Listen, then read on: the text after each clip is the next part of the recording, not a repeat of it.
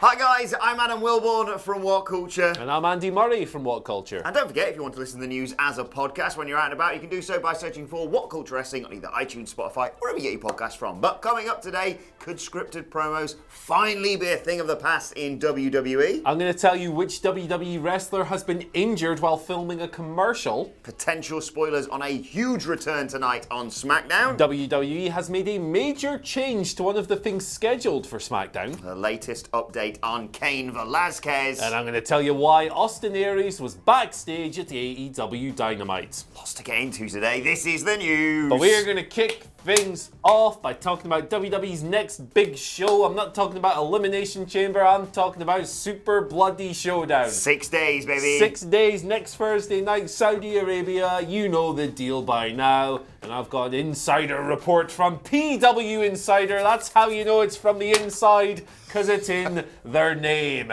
They are reporting this week that WWE wrestlers are preparing for another travel debacle when it comes to leaving the Kingdom of Saudi Arabia. The report says that talent almost kind of, it's like they expect some kind of travel nightmare coming back after last time, and they've made a pact stating that if there are any issues whatsoever, the team sticks together, nobody leaves before anyone else, they all travel together and they all go home as one. I give it 5 minutes until they're sidling up to Brock Lesnar going, can I get a lift on your board yet? Yeah, you got in a room, brother.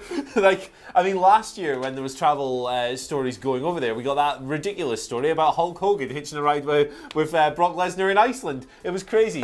But then coming back, of course, there were major problems. There was all kinds of rumors about Vince getting into confrontations with various members of the administration. There was mechanical fault rumors. But at the end of the day, the wrestlers were stuck there for another 24 hours. It was a nasty, annoying situation. But we got a great SmackDown out we of it. did. We got a ripping episode of SmackDown out of it. So maybe that should happen again. I don't know. Just saying. But yeah, sounds like they're preparing for the worst, which is probably a good move, just in case. Yeah, it's going to be very, very interesting to see how all of this goes because, I don't know how many Saudi shows we've had now, but they've all had individual problems for a variety of different reasons, ranging from the slightly comical to genuinely disturbing, to be perfectly honest. Yeah. And, it's sort of a morbid fascination I think all WWE fans have of seeing what's going to go wrong this time. Yeah. And yet again, with SmackDown being the next night and the clock ticking the moment the show finishes for them to get back for SmackDown, who knows? It's something weird is going to happen. It always does. Even the last show as a wrestling product was actually all right? Yeah. It was pretty good. Yeah. But then all this stuff happened afterwards. It's never going to go smoothly. There's always going to be something. Hopefully it's something funny rather than something serious. Obviously. But yeah, 6 days to go. Crossing the days off on my calendar. Good luck, everyone. But let's move on and talk about some positive news coming out of WWE. With the news potentially that scripted promos could become a thing of the past. It is objectively one of the worst things about WWE right now. And whatever your opinion on AEW, they have showcased the fact, and people like Matt Riddle, to be fair, have showcased the fact in NXT that we don't want scripted promos and they are just generally bad for the industry. And according to Raw announcer Jerry Lawler, who recently appeared on Stone Cold Steve Austin's podcast, we could see that going away a little bit more now that Paul Heyman is in charge. Jerry Lawler said on Steve Austin's podcast, now that Paul Heyman is sort of in charge of Raw, it's so much not the characters that are being predetermined by the writers or creative. They're giving the guys a chance to be themselves. So not only will they be allowed to sort of come and present more ideas that will probably be considered slightly more than they previously were too creative, they also will be given the chance to express themselves more. I sense, or I hope at least, that we're going to try and roll it back to at least, all right, here's the bullet points of the points you need to get across in this promo. Say it the way that you would say it. Yeah, I mean, it's a no-brainer, right? I mean, we get a report from this maybe like roughly once a year, and it never quite seems to come to fruition, but I think this one's a lot easier to buy into because Paul Heyman's got a certain degree of control now in WWE. He's made some positive changes on Raw. We've seen it with guys like Drew McIntyre, who seems a lot freer and looser and more comfortable, and he's having more fun on the microphone. Like they've said to him, hey man, just be yourself and get yourself over, and that's exactly what he's done. So fingers crossed they do that for more people. I cannot think of a single positive argument for scripted promos. I think they stink. I think they kill characters. I think they stifle creativity. I think there are a curse on WWE, and I would love to see them just hoisted up, rolled up in a little ball, and thrown in the bin forever, and then set it on fire. What's the worst that could happen if you have an unscripted promo? Is they fall flat on their arse and mess it up, which A, is, to be honest, kind of funny a little bit, and B, this is the test. And if you can't pass that test, you probably shouldn't be in that position. Exactly. It's a talking business as much as it is a physical business, and you gotta talk, brother. If you can't talk, you have a manager, whatever. But if you look at a show like AEW, here come the shills, here come the biased comments. Almost everyone on that show is a pretty good damn talker because they're being themselves. It's not hard. Anyway. So you're telling me there's a chance we could be getting scripted promos out the bloody window? Anyway. Yes, let's move on. Samoa Joe is injured again. Oh, no. Poor guy, right? So this is a report from Pro Wrestling Sheet. Says that Samoa Joe has suffered a suspected concussion after taking a table-breaking bump. He knocked his head while filming a WWE commercial. Oh, Joe, man. This has been a rough run of luck for him. He was hurt while teaming with Kevin Owens the other week, came back pretty quickly, but now this is another setback. If it is a second concussion in a row, that's not going to be a good sign for him. He was injured last year as well. I think it was a thumb issue that put him on commentary. Yes. Something like that. And he was great on commentary, but he wasn't wrestling. You know, there's a difference there. This is a shame. It's you know, I'm really reluctant to sit here and go, this guy's injury prone and so forth, because you know, you don't know what's going on with someone's body and their condition and so forth, and it's kind of disrespectful to say stuff like that. But he's had a really rough run of luck lately, and I'd just like to see him healthy and kicking ass. What were they doing on the commercial that required a table bump? Neck stuff, apparently. Like, what? Are they just the latest action figures? Like, it just doesn't really showcase. How about we actually put you through a table and then put your action figure through a table and just compare the two? I don't get it. Don't put your wrestlers through tables for sodding commercials. Yeah. It seems trying to do pop the film crew. Anyway, let's move from one injury story to the next. Sasha Banks, she's been off TV for quite some time now due to an ankle injury, and of course, as we reported, off filming season 2 of The Mandalorian. But according to PW Insider, again, that's how you can tell it's inside. She is going to be in-house for tonight's episode of WWE SmackDown, which comes from Phoenix, Arizona. She last wrestled on the 3rd of January, but as I said, Mike Johnson of PW Insider has said she's going to be backstage tonight. No word from WWE as to whether or not she's going to be making an appearance, but great news that she's back on SmackDown, even if she's not going to be utilised tonight, at least. Yeah, well, we need Sasha Banks back on TV, right? That's the SmackDown Women's Division needs her there. It needs her presence. It needs her personality. It needs her skill. Bayley needs her to kind of keep that lagging heel act afloat. Good to see her back. Good to hear that she's going to be in the house at least. Hope she's got a role on TV. Hope she's back in the ring soon, because the boss is very good. Who would you rather see Bayley face at WrestleMania? Naomi, which seems to be the direction they're heading, or Sasha? Sasha for me. I know, it's kind of like a bingo card thing at the moment, right? Whenever a WhatCulture person says, hey, turn Sasha Banks and Bayley and feud them against each other. We say it once every month at least, but I still want to see it. So there's still time. You can still do this right, WWE. Just have Bayley, actually be a good heel. I'm so frustrated for her because I feels like she doesn't get anything. She's just generic heel. Yeah, it's like I cut my hair and killed the Bayley, but that's boring. Anyway, speaking of boring, WWE.com. There's been a weird little change to the Bella Twins comeback segment. So it was originally said to be Nikki and Brie on a moment of bliss with Alexa Bliss, of course, and Nikki Cross. Nikki Cross was there on the banner. Nikki Cross was there on the WWE.com write-up. But guess what? The company have deleted Nikki Cross from this. They've removed her from the banner, as you can hopefully see on your screen right now. And they've removed all mention of her from the write-up. So something weird has gone on there. Why would you kind of remove Alexa's sidekick from the segment? They're kind of attached at the hip and all that. I guess the segment is all about the Bella Twins, so it doesn't really matter that much. But I guess maybe WWE Creative were like, hey, our viewers we don't think they're very smart. They can't handle two people called Nikki in the same segment. 4 women on screen at the same time? Mental. Yeah. Like, What? yet again with WWE, I'm fine with this. Yeah. Like you say, I'm sure it'll make sense tonight on SmackDown.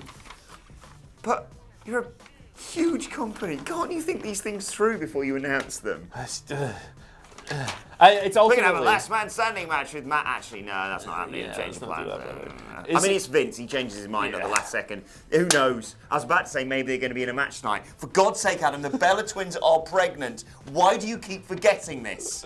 Right, let's move on and talk about Cain Velasquez. Of course, loads of speculation around him returning at the Royal Rumble last month. That didn't happen, but he is currently training at the WWE Performance Center, preparing for his next match, according to Wrestling Inc. Of course, he's had a history of injuries, both in terms of being in the WWE and prior to that in the UFC, of course. But he's recently undergone knee surgery, is now on the path to get himself back to 100%. Of course, he signed a 3-year contract with the WWE last October. They had the match at Crown Jewel 2019. It was all a bit bollocks, but, and I realise I'm such a mark for this, I still have faith in WWE getting this stuff with Cain Velasquez right, and I think, as much as people, UFC, look, he proved himself very briefly in AAA to be a sensational pro wrestler, and I think, given time and the right storyline, most importantly, they can really utilise him in this company. And especially as someone, perhaps,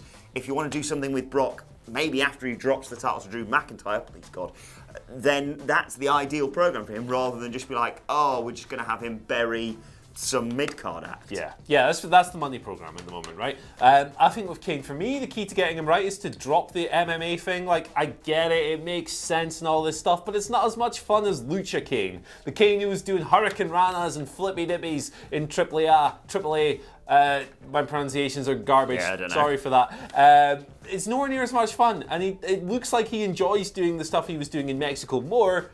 Let's just do that. Just like Matt Riddle used to be in the UFC. You don't need to mention that all the time. Exactly. I'm not saying that you should do the same things as Matt Riddle, although, I mean, I kind of want to see that now I've said it. But just have him be a wrestler with a moveset informed by his MMA background. Yeah. It doesn't have to be worked shoot artist Cain Velasquez. Indeed. That Crown Jewel match was not good. No. Anyway, final story here. Austin Aries, he was backstage at AEW. My best friend. Your best friend, Austin Aries. AEW, the greatest man that ever lived. He was backstage at Dynamite. Obviously, this led to people going, is Austin Aries going to sign with AEW? Probably not. We've got a report here from... But what if he is? What if he is? Covered both our bases. There we go. Cassidy Haynes of BodySlam.net reports that Mr. Aries was there. He was backstage with his business partner DDP, because the duo are currently involved in some kind of stem cell treatment venture that they're trying to get AEW to buy into. So there's no real word on if AEW are actually interested in this. There's no word on how things went. But it was just a little business thing, you know what I mean? Austin Aries, he's not really active at the moment. He was in MLW, hasn't wrestled there since November. No matches on cagematch.net, at least since then. I mean, he'd be a pretty interesting guy to show up in AEW, but sounds like this was strictly behind-the-scenes business. Is it wrong that I want to see him on AEW? I love Austin Aries. He's really good, man, Austin Aries. He has Imagine how many good talkers they'd have if they had Austin Aries. Yeah. I mean, they've already got obviously stacked roster, but I mean, I was going to say it can't hurt. I realise he's got a bit of a checkered history. He pisses a lot of people off. Yeah, but still, he was lovely when I worked with him, and I think he's, I mean, a sensational athlete as well. He's so tremendous. Like, he's just let us know in the comments an excellent pro wrestler. what your thoughts on Austin Aries. And right, let's move on to your Twitter questions at WhatCulture WWE, of course, if you want to get in touch with us. First question today comes from Henry Morgan, who says, what do you guys think about Roman Reigns winning the Universal title, the Usos winning the tag titles, and Naomi winning the women's title at WrestleMania, and just when the Bloodline have all the gold, they turn heel? I quite like it. I quite like that. Still like to see a Roman Reigns heel run at some point. I think that'd be cool. I think the Usos come off a little bit better as heels when they're doing those battle rap promos and putting people down and stuff. Naomi's kind of the sticking point for me because I think she has kind of this cool wave of momentum at the moment. Like her Royal Rumble appearance got a lot of traction outside of mainstream wrestling media and so forth. Caught a lot of eyes from people who wouldn't normally watch the sport. Went viral on social media and stuff. So at the moment, I think she's kind of like in a great spot to kind of take off a little bit more as a babyface. So The rest of the plan is awesome, but that's the one sticking point for me. I sense that they won't be turning Roman Reigns heel anytime soon either. But yeah, I mean, it's a good idea. Probably not going to happen just yet, though, Henry. Second question today comes from Nick Van Haver, who says, with the announcement for big plans for The Undertaker at Survivor Series this year, of course, 30 years of The Undertaker, if it's finally his last match, who would you like to see go over him? I'd like to see Drew McIntyre title versus career. Oh, yeah, that'd be pretty cool. Him and Drew worked extremely well together in that Graveyard Dogs match, which is one of my favourite WWE matches in years. Yeah, that'd be really cool. The temptation here is always to go, well, what if we have a supernatural guy? What if we have the demon or the fiend? That's not necessarily what I'd like to see. I don't want to see some wacky, goofy horror movie passing of the torch thing. However, that being said, a guy who has been mentioned in that conversation before is Aleister Black. He's been reborn on WWE TV as just this no-nonsense, head-kicking destroyer man, and I think it'd be pretty cool to see him get the rub. Not in some kind of spooky pick-a-fight nonsense, just as like a guy on the come-up, beating a legend, taking the scalp and moving on. I like the idea of him retiring at Survivor Series rather than WrestleMania as well. I think that's preferable. Yeah, perfect. Final question today comes from Carl Sampson, who says, speaking only about WWE, what 3 things would you implement if you were in charge? Mine would be, number 1, Taker never does another match. Number 2, a restructured big push for Braun and Strowman. And number 3, scrap the 24/7 title. Oh wow, okay, so I'm gonna bin scripted promos. I've already spoken about those. They suck. I would cut the number of writers in the company down to about 3 or 4, 2 or 3 per show, something like that. There's too many, I think, at the moment. By all accounts, it is not conducive to a great creative process. And I would limit the amount of finisher kickouts or just big move kickouts allowed per show. I think it's been particularly detrimental down on NXT, where every big match on TakeOver seems to have like 7 or 8. And by the time I get to the, I'm in the minority here. By the time I get to like the 5th match, I'm done. I'm bored. I'm checked out. I'm tired of it.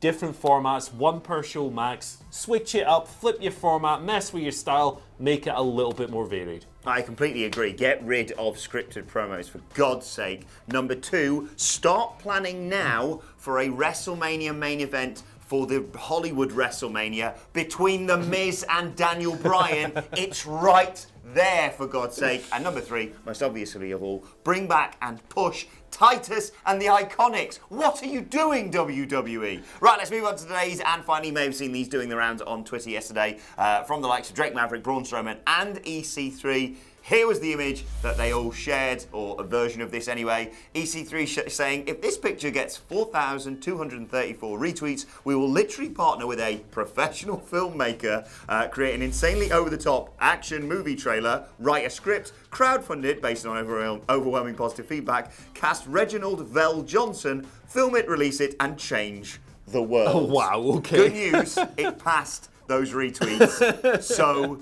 whatever the bloody hell that is. Is it the Expendables 4? Coming summer 2021, I suppose. Hey, fair enough, brother. Good luck, boys. Yeah. I like that trio. There's quite a lot of beef in that photo as well, isn't there? Even even Drake's. Yeah. Big can't work your phone.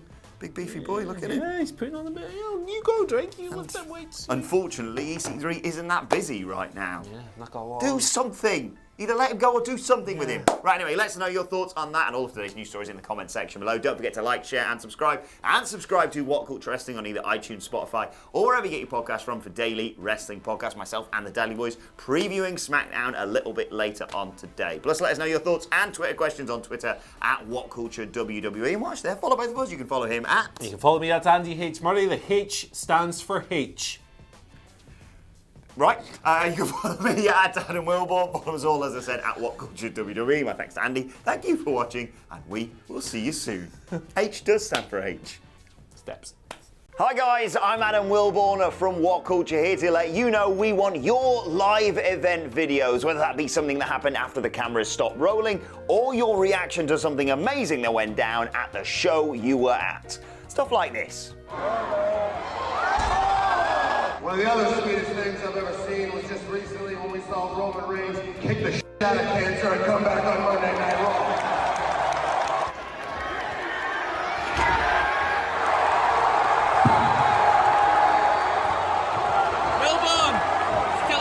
Still a work, it's make sure you send them to us in all the usual ways. You can tweet them at us, you can send them to us on Facebook, you can email them to us. Hell, if it's your sort of thing, you can stick them on a memory stick and post them to WhatCulture. But the one thing you need to remember is good, bad. Thanks for watching. Bye.